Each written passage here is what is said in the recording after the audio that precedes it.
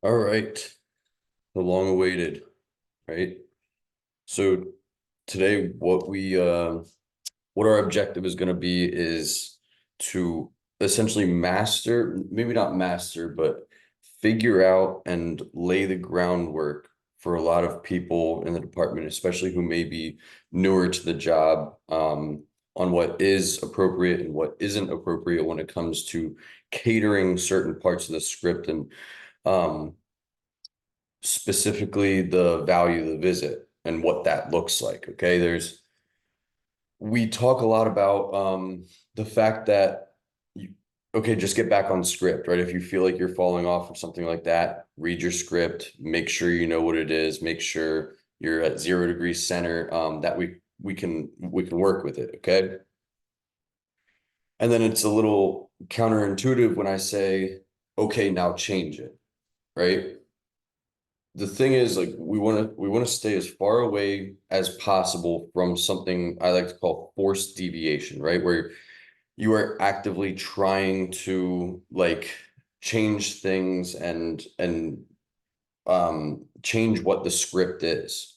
We are not doing that whatsoever. Okay. What we're doing is what's called a natural deviation. Okay. Where the script, more like a methodology, okay, these things fit really, really well into that. And I would argue is part of it that makes someone very, very successful at this job. Now, this script in and of itself, you can use this and say the exact words on this paper and guarantee yourself 1 to 2 leads per day, probably. It'll make you some money. It'll be effective, right? Um, but where we start to see the people who where we want to be, right, in the 3, 4, 5 range every single day, averaging on there. And in the one off, you have like the 8, 9 or whatever. It's not incredibly realistic to be asking for 8, 9 leads per day. Um, but 3 to 5 is incredibly doable. And if you're doing that every single day, you are guaranteeing yourself a pretty large paycheck at the end of any given day. You stay consistent with that. You're gearing yourself up really, really well for growth of the company too. Okay, so the intro is something I don't like to mess with. I say a lot of the same thing when I go up to the door, but I'm going to change the way I say it almost with each person that'll come to the door. I'm going to speak to a little old lady, a lot different than I'm going to talk to, Butch down the street, the neighborhood alcoholic. Okay. I'm going to talk to those two people very, very differently. But good afternoon. My name's Tony. I hope you're Mr. Jones, right? Hi, Mr. Jones. I'm from Renewal by Anderson, and we just did a project for Betty on 123 Main Street. The reason I stopped here is I noticed you're going to be replacing your windows soon, and I'd like to get you a price. Okay. That stuff right there, I wouldn't really mess with it. Okay. We can do a separate training, and we have other trainings out there that are going to be specifically about that window problems conversation, but that's a really, really important part of what it's going to look like when we cater that value of the visit then too, because it's going to rely on that conversation and the content of that conversation to determine how you're going to um how you're going to cater that value of the visit and what that content is going to be at the same time, right? So if I'm having a window problems conversation about um some, I don't know, let's do something easy like a broken window pane, okay? And the, we're gonna I'm not just gonna say like the broken window pane, right, is a problem because it's a broken window pane. I want to know why it happened, when it happened, right? How long ago it was, what the story is behind it, right? It could be the kid was messing around with a baseball bat or something and hit a baseball into the window or whatever, right? That sort of stuff right there will build rapport with the customer if they're telling you something, a little personal about their kids or whatever, right? Something like that. So in the event of something like that, we lead into the value of the visit with, you do know you're going to have to replace these windows in the next couple of years. May I make a suggestion? Right? It may not be as clear cut as that either, right? I'm not gonna, I don't, maybe I'm not, maybe I don't even really have to say that, and they tell me that anyway, right? I go up and then, hey, I'm here about the broken window pane. How long ago did that happen? Or how did that happen? Oh, my kid put a baseball through it. I'm getting I actually have someone coming out tomorrow to get me a quote on it, right? Okay, so right there, I'm not gonna say, okay, well, you do know you're gonna have to replace this window in the next couple of years. May I make a suggestion? Obviously, right? This is an immediate need thing, right? I'll probably say something like, wow, yeah, I'm glad I stopped by, right? The circumstance of that is incredibly whatever, opportune, right? Not even that much, right? Hey, great timing for me, right, sir? Um, I would love to throw our name in the hat. All right, we'll have a foreman just take a look at it for you, see what's going on. Um, Make sure we can do it for you. If we can't, we'll just throw it in the right direction. If we can, we'll show you our window and how it's installed. If you like it, then we'll take a measurement and give you a price. Right. And I'm probably not going to say something like that way when you are ready to do something, you know exactly what needs to be done, how much it will cost, right? Because he just told me he's ready. All right. So I'll be like, yeah, let's throw our name in the hat. Let's get someone out here for you. Now, where that buck stops there is going to be that goal of the visit, because the goal of the visit, that separating those two parts there is very, very specific, the reasoning why, because I may say that and I was like, does that sound helpful, sir? And even with the immediate need on there, um, and the fact that he is ready to replace it, right? He just doesn't know what company he's with. There's still objections that come there, right? There's still things I can expect to hear, right? Like, I don't have time. Okay. It's taken me a month already to get this one guy out here. I don't want to have that whole runaround. I don't want to make this a whole big thing. It could be things like that. So you have to be extremely regimented not to change the methodology where where um in reality what we're doing is we are just adjusting the words we're saying, and the methodology is not being changed whatsoever. Okay. So if I speak to a good example I typically use in our training classes is Amy Jones, right? Amy Jones is uh she's a single mother, right? She just had a kid 3 months ago, to put all this work into having a nursery built. Okay. Now the crib sits underneath one of the windows in the home. Okay. And it has fog in between whole bunch of fog up in between the panes. They're aluminum windows, right? But the crib sits like right near that window. Now, Amy, Amy's a great mother. She would never do anything to harm her child, right? But she doesn't understand that what's actually going on in that window is an issue and could be harming her child, right? I'm not saying it is or anything like that, but she doesn't understand what's going on there. The fogging between the panes, right? That moisture, the bad air quality, things of that nature. Not to mention when that water is getting in there, that sill, right? The sill starts to bump up. You got water damage in there. Now you mix water and wood in in that wall, okay? And that is a moist and dark environment, oftentimes warm because your house sits at probably about 70 degrees. That's the perfect place for mold to grow. Now, I'm not going to tell Amy that there's mold in there, okay? But my window problems conversation is going to be centered around things like that, right? I want to help her understand that this is an issue, rather than when she originally put the crib there, she said, I'm going to put the kid by this window because that fog creates a little bit of an opaque, right? So that the direct sunlight isn't on her kid. It was in her best interest. That's what she assumed, right? So through that window problems conversation, she starts learning a little bit of this stuff and understanding that this may be an issue, and it's a cause for concern. And at the very least, it is a really good idea to probably have someone stop out just to look at them, right? She's maybe not 100% sold on buying windows, but that's not something we have to worry about. All right. What we need to worry about is creating that urgency and getting someone out there to then advise her on what's going on and what her next step should be. So I'm speaking to Amy Jones about these things, right? And I ask, how many other windows is that happening in? It's two more. I think there's two other ones doing that, but I'm not looking to purchase any windows at the moment. I just had a baby. I'm really busy. Okay, miss. Well, um, I've been to a lot of homes in this neighborhood that have these 35-year-old aluminum windows with the same thing going on. Now your seal's broken, and that's actually bacteria that is growing in between those panes there. Okay.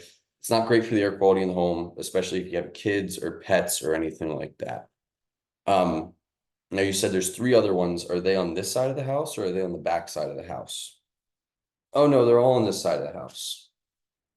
Okay, well, that makes a lot of sense, Amy, because that's where a lot of this weather is actually hitting. Now, one thing I want to key into as well is I just noticed this as we're standing here, but the caulking has completely separated from that window in the brick, right? How long has that been like that? She's like, oh, I don't know. People don't pay attention to their windows, right? People don't notice that stuff typically, especially a woman who just had a kid 3 months ago, right? So she's not gonna know what's going on there typically, right? She's not gonna know how long that's been happening, but that's going to allow me to be more of an advisor in this standpoint. Okay, well, miss, I don't want to alarm you by any reason, but not knowing how long that's been like that, if it's been years, months, years, or anything like that, anytime it rains, water can actually get into those gaps there. And then the great thing about aluminum and vinyl windows is that they don't rot, but the thing is you still have wood underneath there. It creates a moisture-rich, dark, and warm environment uh, inside those walls, and it's a breeding ground for mold. Okay. And she may be like, oh my gosh, I have no idea. I had no idea that it'd be like that. But I don't need to go on a long convoluted rant about it either, right? Very, very simple, right? It's very easy to understand um the fact that mold could be growing in there when I walk her through it like that. Hey, Ryan, do you mind muting yourself?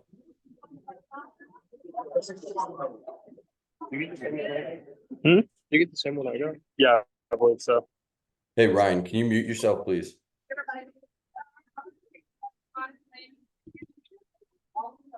I'll figure out how to do it.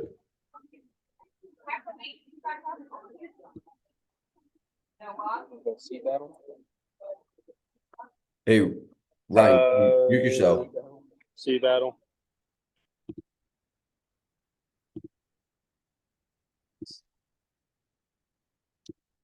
There you go. I did it for you. Sometimes I wish I could do that in real life. Just some. All right, but what was I saying?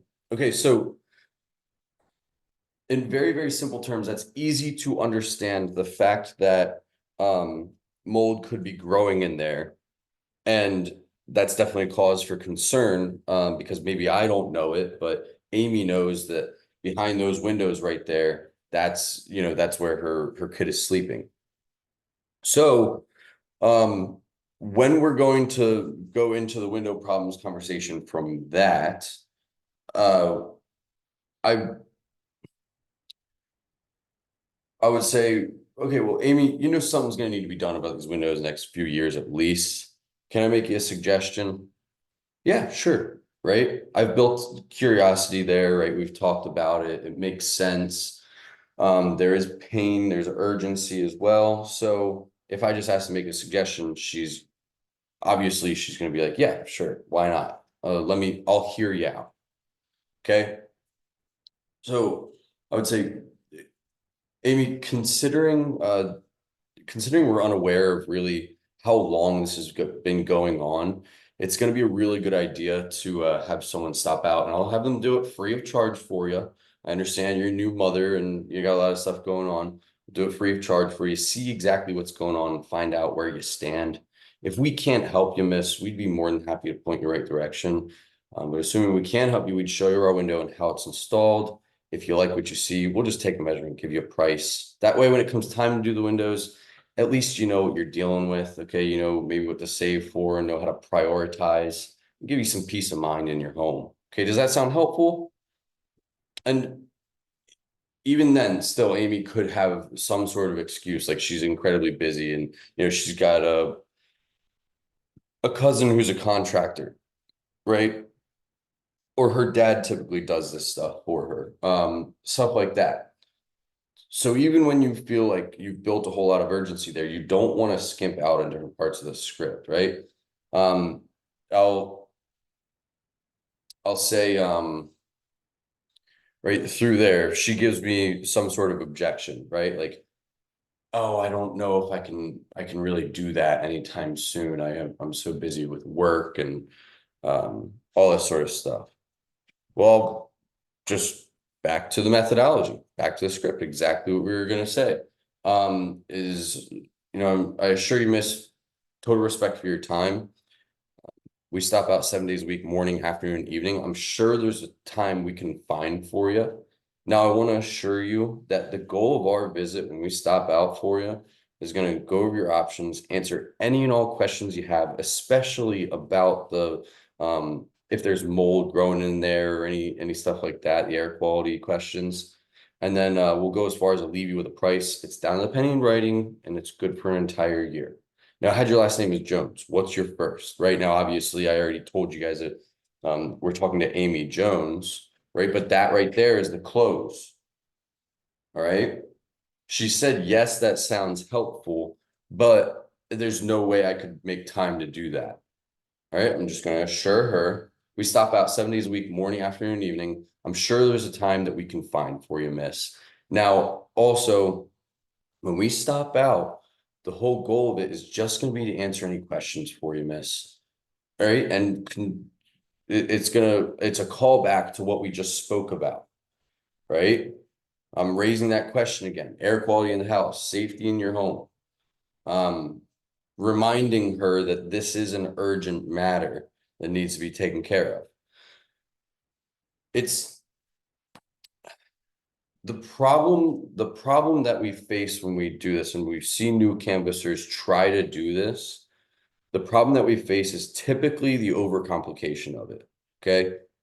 In training class, you're given a mountain of knowledge about Windows, right? And it doesn't really feel like that either. People still go out on the road and say, oh, I don't know anything about Windows.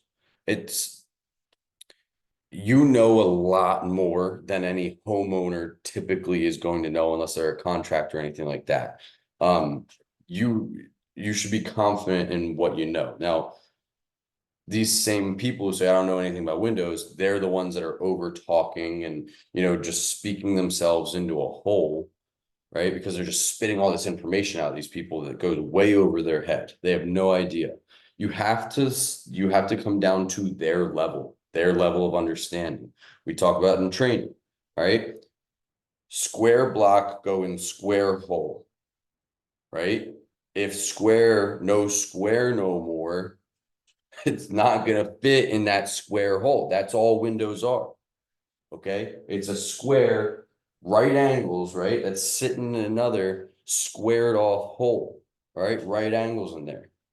Something goes haywire, you're going to have a gap. That's very, very easy to understand for homeowners. Okay. Yesterday, I was on the road with Ryan Cohen. Just pointed out in right in front of us, Mrs. Hillcox, right? She had a vinyl window in the front of the house, two vinyl windows in the front of the house, and you could see the sill come down like this. like that. But that sash sitting in there, right? When it's bumped up like this, I know that's pretty aggressive, but that sash sitting there like that, what do you got? You got gaps that fall right in between there. Air moving right through. I went up to it and I asked her, hey, do you mind if I step in your mulch here so I can show you what's going on? And I got right up on it. When I got right up on that window, I noticed, oh, there's a bunch of blankets put there. Okay. So they know air is moving through. Okay. But they're like, okay, it's just a drafty window.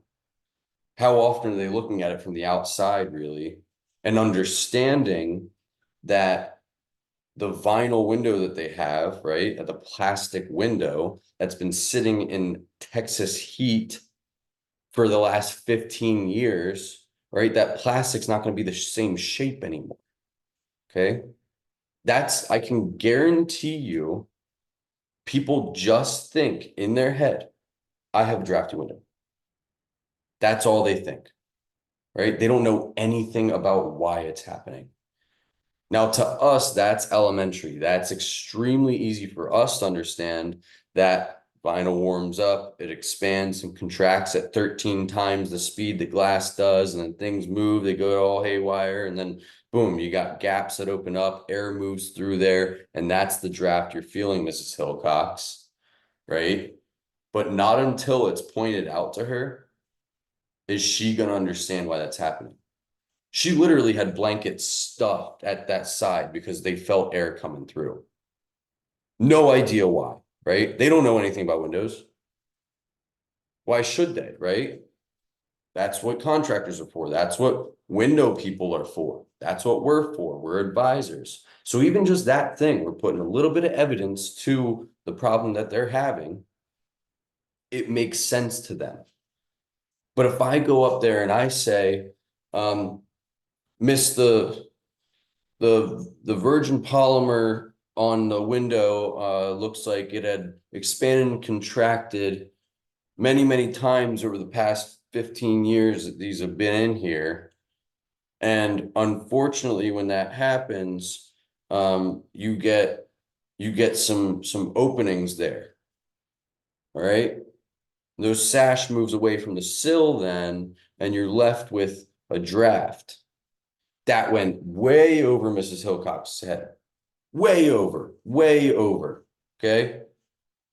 I'm going to approach that situation and say something like, Mrs. Hillcox, the frame of that window, it's completely bent. Right? How long have you lived here? Right? How long have you been dealing with this? Oh, I don't know, right? Okay, well, Miss, these large gaps that open up right here, I can see right into the home. Okay, that allows a lot of air to move in and out of the home. All right, is the draft worse here in the front or is it worse in the back? Okay, no matter what she chooses, then if it's worse in the front, then boom, I'm right. Okay, I saw something, pointed it out to her, and I was right about it. That okay, the front of the house is where the draft is. Okay, he knows what he's talking about. All right. Oh no, it's the back. Now I haven't seen the back of the house, right? I don't know what's going on back there. I would argue that this is even a better thing. Okay. A lot of people get lost at that point, right? They say the back of the house. Okay, well, what if I haven't seen the windows in the back of the house? I don't know what I'm talking about, right? Okay, well, it doesn't change the fact that this is still a problem. I'm not going to harp on that problem. I'm going to ask about the back, but it doesn't make this not a problem anymore. Okay. So I may sympathize at that point. Oh my gosh, Mrs. Hillcox, right? If this one's this bad, but where you're feeling it is actually the back, where that's worse, I can only imagine. All right, I'll say something like that. Okay, another thing you'll notice with those frames doing that, miss, is they're gonna get hard to open and close. All right. How many windows in the house are you having trouble opening and closing? Or maybe just won't stay open. You got to put a stick in there to prop it up. All right. This is how that window problems conversation goes. And then her in the middle of the window problems conversation, her family comes home, they bring home some I don't know, some Raising Canes, right? Talking, meeting the daughter and meeting other people in the family, whatever. and you find out they all live together. It's Mrs. Hilcox's home. She's got a big undertaking. She takes care of her whole family like that, her adult children and everything like that. She takes care of them. So, right, Mrs. Hilcox, I commend you for the work you do, especially Happy Mother's Day, by the way, this close to Mother's Day. But I'd like to I know we've been talking a lot about the issues that you have, Miss. I might actually have some good news for you.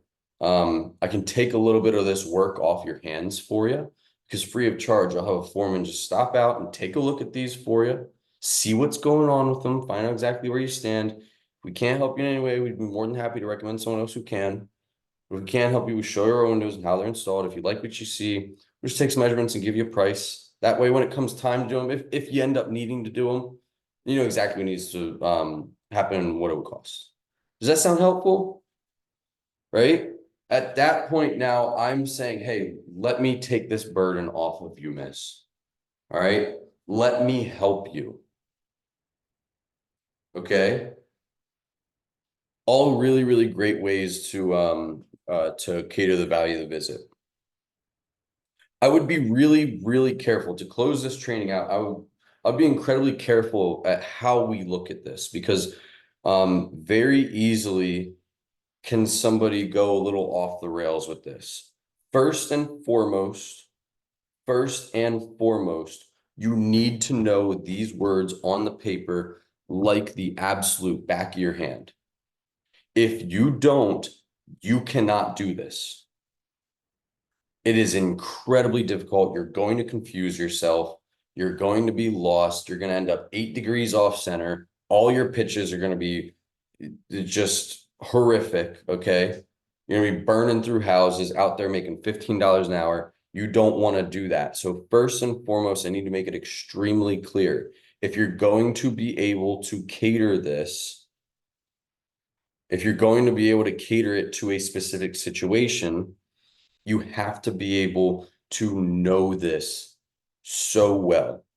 Just as if I'm in the middle of the value of the visit and a customer interrupts me, and I say, one of my foremen needs to take a look at the windows and see what needs to be done, right? They interrupt me right there. All right, then I'm going to be able to, maybe I don't need to use a rebuttal at all, right?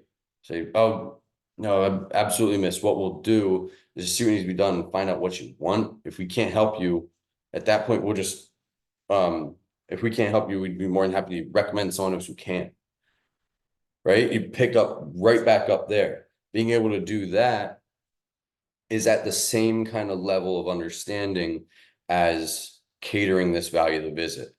Okay. Changing the purpose of it too, right? Where they're given a lot of pushback about, I don't want to buy, I don't want to buy, I don't want to buy, right? You can't sit there and be like, I'm not trying to sell, I'm not trying to sell, I'm not trying to sell. We work for a window company. At some point, we are going to try to sell them windows. Okay. So you don't want to be dishonest, but we can change the purpose of the visit at that point. Okay. Can change the purpose of the visit at that point. Right. So we're talking about the issues that they've got in the casements in the front of the house. Okay. They're not cranking anymore and they're letting a lot of air in. They're not sealing up or whatever. Okay. I don't care what the issue is. But look, man, I'm not buying anything. Look, man, I'm on a fixed income and I don't have any room in the budget for this. Okay. Oh, gotcha, sir. No, absolutely. I would never expect that of you. Um, I'll tell you what. I let you know earlier we're doing a project for Betty down on Main Street over there. I'll just have them come by free of charge and see what's going on for you. Just get a health assessment of the home there. If we can't help you, we can recommend you to someone else who would be able to tell you kind of what you need. But if we can't help you, we just show you what we got and uh show you what we got. And if you like what you see, we'll take a measurement and give you a price. So when it comes time to do these, when it comes time to tackle it, at least you know who to call or what to save or what to prioritize. Does that sound helpful? Right. So that's catering the value of the visit right there. and changing the purpose of it, right? Um, be really, really careful about how you use it. And I don't want to sacrifice any quality at all for being able to do this. So if you have questions about this, I wish, you know, more people would have been on and active in the training that they could have asked these questions live. So I think it would have been really, really helpful because it's difficult for me to just kind of freestyle and talk to nothing. But I encourage everyone to come in with some questions that they have about it. And if you ever, really want to see it live, right? Then next time, I'm out on the road, I'll try and make it a point to show you how to do that in front of a real live customer, real live house, and set a lead right there. But yeah, cool. All good to go.